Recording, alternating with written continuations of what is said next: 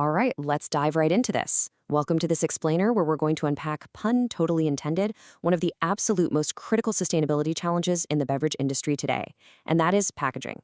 Specifically, we're navigating the SASB packaging lifecycle metrics for alcoholic beverages. Look, whether you're running a brewery, a distillery, or a winery, packaging represents a massive cost, not to mention a huge environmental footprint. So today we're going to break down exactly how you report the total metric weight of your primary and secondary packaging, and exactly how you calculate the percentage made from recycled or renewable materials. Now, to really ground our discussion today, we're looking at the definitive playbook, the SASB standards, which, by the way, are now officially under the stewardship of the IFRS Foundation. And I want to be clear, this isn't just about scoring some good PR. This is the globally recognized financial reporting standard that investors actually use to assess how well a company manages its environmental and reputational risks. When you're dealing with alcoholic beverages, the way you handle your glass, your aluminum, and your cardboard literally directly impacts your supply chain resilience and ultimately your bottom line. So here is our roadmap for this explainer. First, the SASB packaging standard. Second, reporting your total packaging weight. Third, calculating recycled and renewable materials. Fourth, defining recyclable and reusable. And finally, life cycle strategy and impact. Okay, Section 1, the SASB packaging standard. Unpacking the requirements. You might be wondering, why is this standard so heavily scrutinized? Well, think about it. Alcoholic beverage companies often don't even manufacture their own bottles or cans, right? But they still face massive reputational risks and regulatory pressures based on where those containers actually end up. The foundation of managing all this is metric FBAB 410A. 1. This is the core quantitative standard we are dissecting today. It requires you to disclose three very specific things: your total packaging weight, the percentage of that packaging made from recycled or renewable materials, and the percentage that is recyclable, reusable, or compostable. Basically, it's a comprehensive look at the physical materials moving through your entire supply chain. Moving right along to Section 2, reporting total packaging weight. What counts? Okay, before you can calculate any fancy percentages for sustainability, you need to know exactly how much material you are pushing out into the world. This is your baseline. You absolutely must report this absolute figure in metric tons. You're required to disclose the aggregate total weight of all the packaging you purchase. But, and this is a big but, the standard is very, very specific about what layers actually make up this massive number. So this is where we have to be incredibly precise. The scope of your total weight calculation includes primary packaging and secondary packaging. Primary packaging is the stuff that comes into direct contact with your product. Think the glass wine bottle, the aluminum beer can, or the liquor flask itself. Secondary packaging is what holds those primary packages together, so like the cardboard six-pack carrier, the protective carton around a premium whiskey, or your standard case box. But, and honestly this is a critical exclusion, you do not include tertiary packaging. Tertiary or transport packaging, like those massive wooden pallets and all that industrial shrink wrap used just for distribution, that is entirely excluded from the specific metric. Your total weight in metric tons is literally just the sum of the primary and secondary packaging. That's it. All right, Section 3, calculating recycled and renewable, the formula. So once you have your total weight baseline, investors want to know how much of that material is sustainably sourced. Are you relying purely on virgin plastics and fresh timber, or are you actually tapping into the circular economy? So the crucial point is how SASB defines recycled content.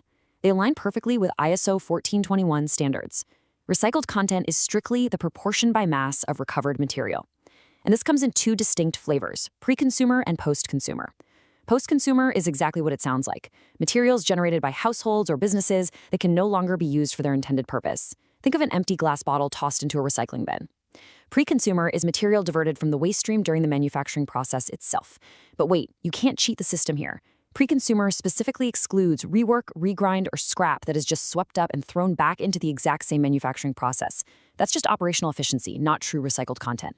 Now, alongside recycled content, we have renewable materials. According to the Global Protocol on Packaging Sustainability, renewable materials must be composed of biomass from a living source. We're talking trees, crops, or even algae. But the absolute key requirement here is the rate of replenishment. It has to be replenished at a rate greater than or equal to the rate of depletion. So standard petroleum-based plastics, totally out. But sustainably harvested wood fiber or certain organic-based alternatives, those could absolutely count here. Let's actually walk through the math to report this figure, because it's pretty straightforward. Step 1, You calculate the sheer weight of just the recycled or renewable portions of your primary and secondary packaging. And if a container is a mix of virgin and recycled material, you only count the estimated weight of the recycled portion. Step 2, you take that massive total metric ton weight we calculated back in Section 2. Step 3, you simply divide the recycled or renewable weight by the total weight of all packaging used. Boom. This gives you the final percentage that you actually have to disclose. Section 4, defining recyclable and reusable. End of life. Because, it's not just about how you source your packaging, it's about what happens when the consumer is actually done with it. You have to calculate the percentage of your packaging that fits into one of 3 very strict categories. First up, recyclable. The material must be able to be collected, processed, and returned to use in the form of raw materials or products through actual commercially available programs. Second, reusable. Now, you can't just call a sturdy bottle reusable just because a consumer might decide to put a flower in it later. To claim reusable status, the packaging has to be designed for a specific number of trips, and crucially, there must be an actual collection program in place to retrieve and reuse it, or facilities that allow the purchaser to reuse it. Third, compostable. This means the packaging yields CO2, water, inorganic compounds, and biomass through biological degradation, leaving 0 toxic residue, and it has to be backed up by ASTM standards. You just calculate the weight of packaging meeting these criteria and divide it by your total weight to get your final percentage. Almost there, Section 5, Lifecycle Strategy and Impact, beyond the numbers. Because numbers are really just a snapshot, right? Investors want the long-term narrative behind those metrics. And this builds into metric FBAB 410A2, which is the qualitative side of the standard. It requires an open, honest discussion of your strategies to actually reduce your environmental impact.